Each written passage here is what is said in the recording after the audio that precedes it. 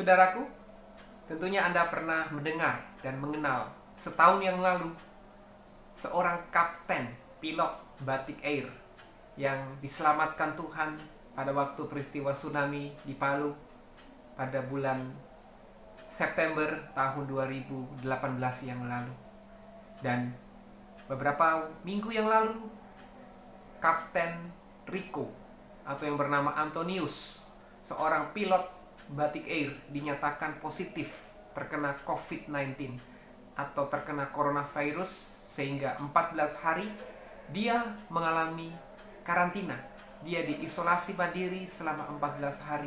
Tetapi justru di tengah-tengah dia mengisolasi diri, dia memberitakan kabar baik, dia memberikan kekuatan, memotivasi, mendoakan pasien-pasien yang lain, sehingga dia menjadi sarana Tuhan untuk memberitakan kabar baik, sehingga Injil Kristus bisa diberitakan di tengah-tengah kesusahan, di tengah-tengah penderitaan yang ia alami. Kita saksikan kesaksian video dari pilot Batik Air, Kapten Rico atau Kapten Antonius berikut ini. Selamat menyaksikan. Hai, shalom everybody, shalom saudara-saudara yang terkasih di dalam nama Tuhan Yesus. Kembali saya, Kapten Rico Setamavela, on air again, live again. Akhirnya kemarin keadaannya berantakan, jadi belum bisa live memenuhi permintaan saudara-saudara terkasih. Hari ini izinkan saya share sedikit mengenai pengalaman saya kemarin menghadapi COVID-19. Wow, penyakit yang luar biasa, cukup menyakitkan.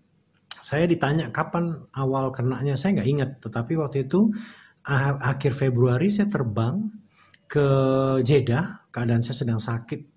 Tiba-tiba sakit pagi itu, saya sampai dokter datang ke pesawat, kasih obat sama saya, periksa, tapi saya dinyatakan oke, saya terbang. Kemudian saya nyampe di Indonesia, nggak berapa lama kemudian saya terbang lagi ke Jeddah. Hari itu saya agak nggak enak badan, tetapi masih oke. Sampai di Jeddah langsung kembali ke Jakarta lagi. Nah, pada saat tanggal 8 itu saya kena panas atau demam tinggi. Kemudian saya ke rumah sakit, saya dikasih antibiotik, saya dikasih obat, sembuh lagi. Tanggal 15 saya ngerasa badan gak enak. Tanggal 16 badan saya mulai demam, batuk, kemudian tulang-tulang mulai sakit. Terus setiap hari tanggal 16, terus tiap hari. Kemudian saya pergi ke rumah sakit, salah satu rumah sakit besar. Saya dikasih obat 3 hari. Obat tersebut lumayan nahan untuk antibiotik untuk paru-paru. Kemudian saya di ronsen, periksa darah. Darahnya lumayan bagus saat itu. Tapi hasil ronsennya menyatakan saya kena bronkopneumonia. Nah, 3 hari dikasih obat ternyata nggak sembuh. Batuknya makin tinggi, makin eskalasi. Panas saya setiap hari masih ada. Saya datang lagi ke rumah sakit tersebut, dikasih obat 5 hari. Setelah dikasih obat 5 hari, saya juga nggak membaik. Dan akhirnya batuk saya makin parah. Setelah 5 hari, saya datang lagi ke rumah sakit tersebut untuk periksa corona. Tetapi saya tidak dapat slot. Saya ke UGD, saya minta dirawat di UGD, mereka give up. Akhirnya mereka menyarankan saya untuk pergi ke Wisma Atlet.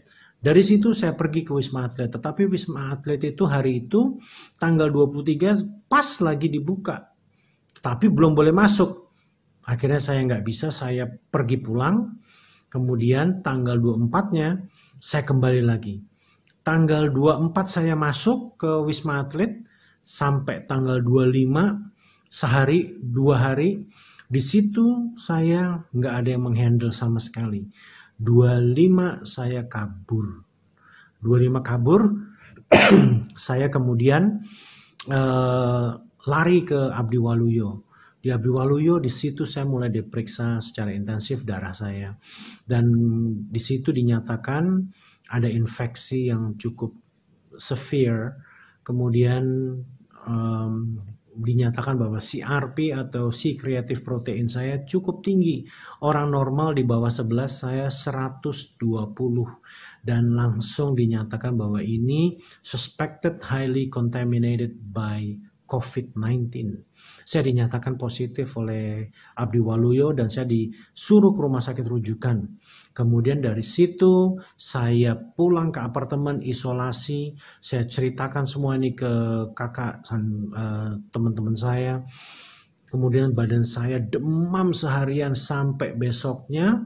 Besoknya saya mulai terkapar. Tetapi puji Tuhan, keesokan harinya keluarga dan sahabat dan teman-teman bisa cari ambulans buat saya. Akhirnya ambulans datang ke apartemen, pick up saya, dobrak pintu, kemudian mereka pakai peralatan lengkap, keluar bawa saya ke rumah sakit Persahabatan. Di rumah sakit Persahabatan, saya masuk UGD, dirawat kurang lebih 2 hari di UGD dan cukup mengerikan.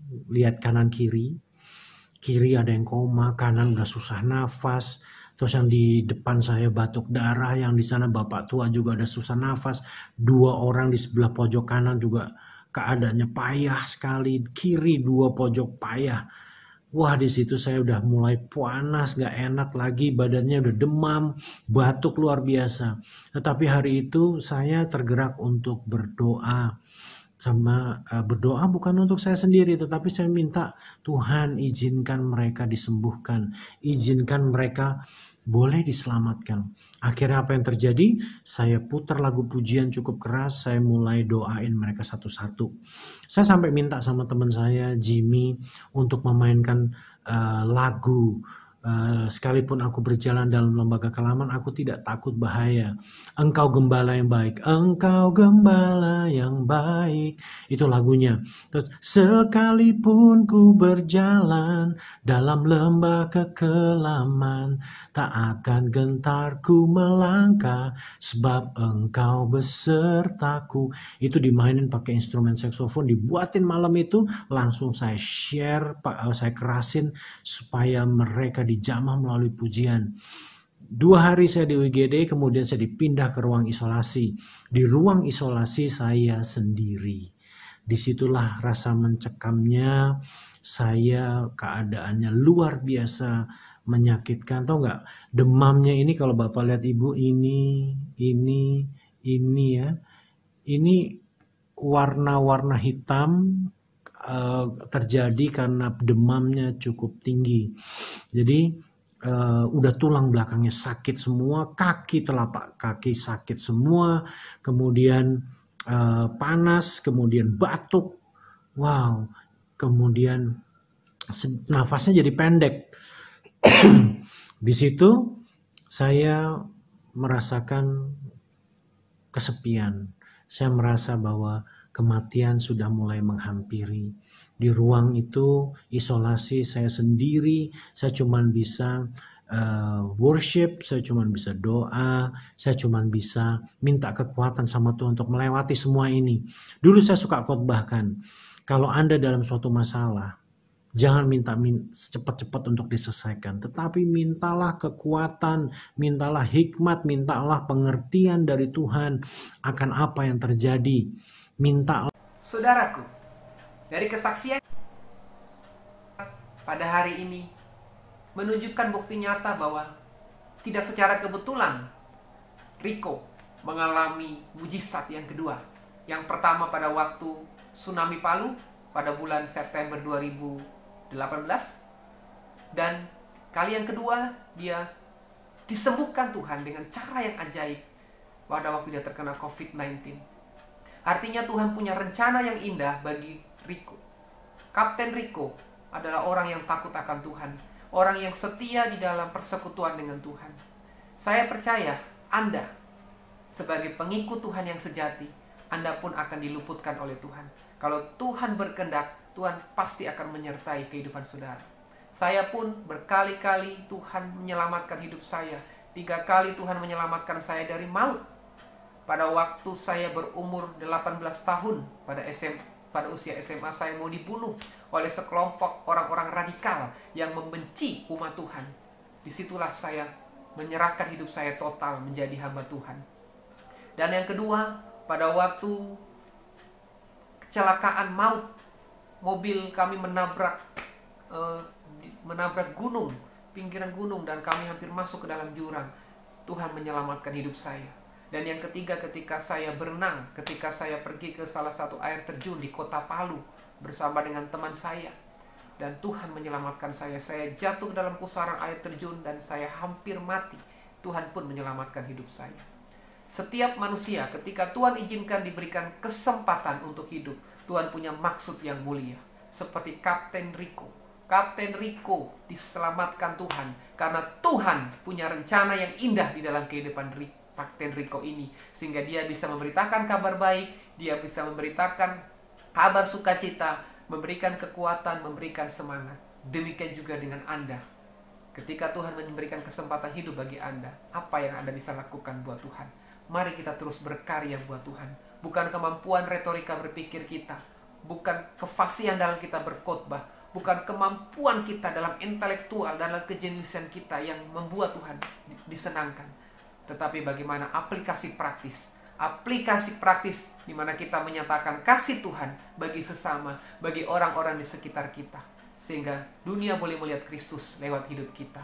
Dunia boleh melihat kasih Tuhan lewat perbuatan nyata yang kita lakukan.